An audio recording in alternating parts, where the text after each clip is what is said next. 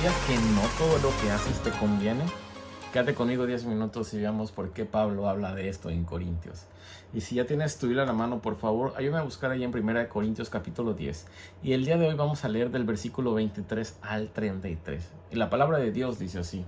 Se dice, uno es libre de hacer lo que quiera. Es cierto, pero no todo conviene. Sí, uno es libre de hacer lo que quiera, pero no todo edifica a la comunidad. No hay que buscar el bien de uno mismo, sino el bien de los demás. Coman ustedes de todo lo que se vende en la carnicería, sin preguntar nada por motivos de conciencia, porque el mundo entero con todo lo que hay en él es del Señor. Si uno es creyente, los invita, si uno que es no creyente los invita a comer y ustedes quieren ir, coman de todo lo que les sirvan, sin preguntar nada por motivos de conciencia. Ahora bien, si alguien les dice, esa carne fue ofrecida en sacrificio, entonces no la coman, en atención a lo que lo dijo, y por motivos de conciencia. Estoy hablando de la conciencia del otro, no de la de ustedes. Yo no debo hacer que mi libertad sea mal juzgada por la conciencia de otra persona.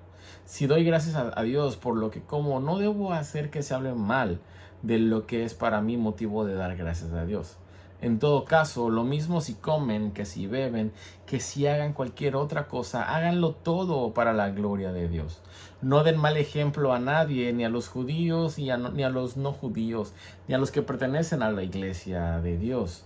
Yo por mi parte procuro agradar a todos en todo, sin buscar mi propio bien, sino el de los demás, para que alcancen la salvación.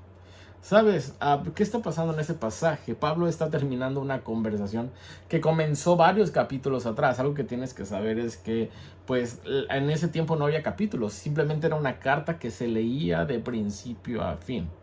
Y los de Corinto estaban preguntando algo también. ¿Hasta dónde llega nuestra libertad? Ellos entendían algo correcto, que Cristo los había liberado de muchas reglas y rituales, pero ellos también estaban llegando a una conclusión equivocada, que entonces si pueden hacerlo, entonces está bien hacerlo. Pero Pablo repite una frase que probablemente usaban mucho los de Corinto, que todo es lícito, que todo me es lícito. Lo más seguro es que ellos decían, sí, yo puedo hacer de todo. Y Pablo responde, sí, en efecto, lo puedes hacer, pero la verdad es que no todo te conviene. Y Pablo también responde, sí, en efecto, lo puedes hacer, pero en realidad no todo edifica. En otras palabras, la pregunta más importante no es si puedes hacerlo o no. La pregunta es, ¿qué produce esto que yo voy a hacer en mi vida? ¿Y qué produce esto que voy a hacer en la vida de otros? ¿Cuáles van a ser los resultados? ¿Cuáles van a ser las consecuencias? ¿Cuáles van a ser los frutos de lo que yo hago? Y esta pregunta también la debiéramos contestar tú y yo el día de hoy, en todas las decisiones que tomemos. Porque, sabes, tú y yo vivimos en una cultura que dice, si te hace feliz, hazlo. Sigue tu corazón, sigue tus instintos. Mientras no dañes a nadie, pues la verdad es que todo está bien. Pero Pablo nos enseña a pensar de una manera más profunda. Y el primer punto que te quiero dar el día de hoy es que la verdadera libertad piensa más allá de sí misma. Sabes, Pablo comienza diciendo que nadie busque su propio bien, sino que busquemos el bien de los demás. Y esto es completamente radical, porque naturalmente la humanidad y las personas pensamos, ¿qué quiero yo? ¿Qué me beneficia a mí? ¿Qué me hace sentir bien? Pero Pablo dice que no puede ser así, que la madurez comienza cuando dejamos de ser el centro de todo. En Corinto, sabes, algunos creyentes estaban buscando su libertad sin considerar cómo esto afectaba a los demás. Y Pablo les recuerda que no todo les edifica. La palabra edificar significa construir, fortalecer, ayudar a crecer. Entonces la pregunta ya no es, ¿tengo derecho a hacerlo? La pregunta es, ¿esto ayuda a otros o solo me beneficia a mí? Y sabes, esto rompe por completo también nuestra cultura. Porque porque el problema del corazón humano es que naturalmente es egoísta. Naturalmente va a tratar de autosatisfacerse. El ser humano piensa primero en mí, luego en mí y luego en mí. ¿Sabes? Todos pensamos en nosotros nada más. Pero el Evangelio rompe ese egoísmo, porque Jesús no vivió preguntando ¿qué es lo mejor para mí? Jesús vivió preguntando o vivió su vida en base a cómo puedo servir y salvar a los demás. Y el punto número 2 que te quiero, que te quiero dar el día de hoy es que la mejor vida es aquella que apunta a algo más grande que tú y que yo. Sabes, en los versículos finales Pablo vuelve a tomar el tema de la comida sacrificada a los ídolos que vimos el día de ayer. Y esto enseña que en ciertas circunstancias un cristiano podía renunciar a una libertad legítima para no confundir o para afectar la conciencia de otra persona. ¿Pero por qué? Simplemente porque las personas importan más que los derechos. Y entonces Pablo llega al principio de este pasaje, que ya sea que comamos o que bebamos o que hagamos cualquier otra cosa, que absolutamente todo lo hagamos para la gloria de Dios.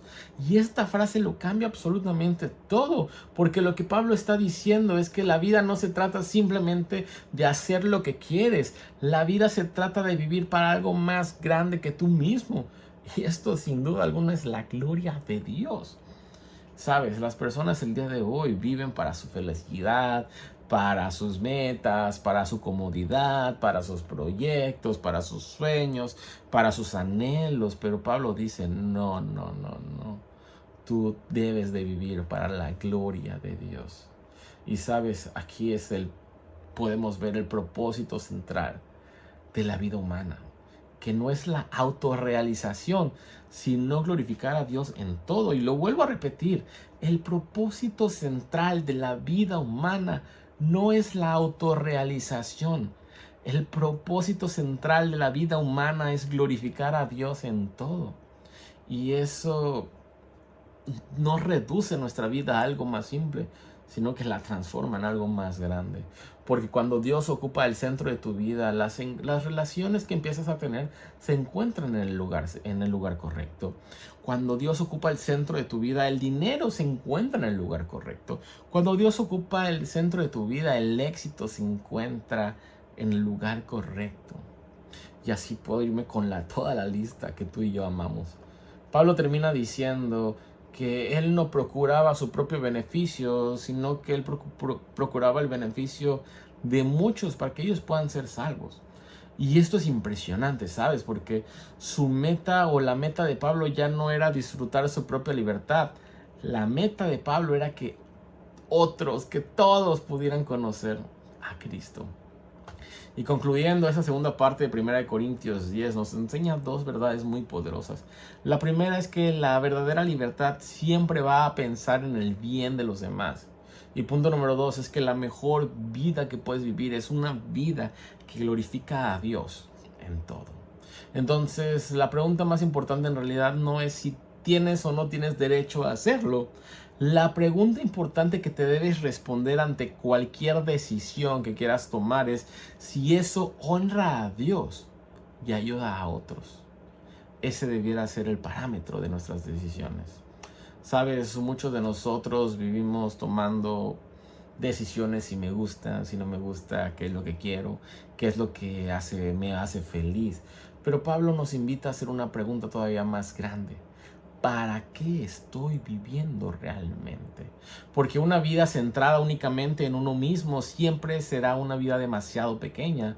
Pero una vida centrada en Dios siempre va a encontrar un propósito mucho más grande. Y la pregunta con la que te dejo el día de hoy: ¿estás viviendo para tu propia gloria o estás viviendo para la gloria de aquel que te creó? Amado Padre Celestial, te damos muchas gracias por tu palabra y gracias porque nos confrontas, Señor.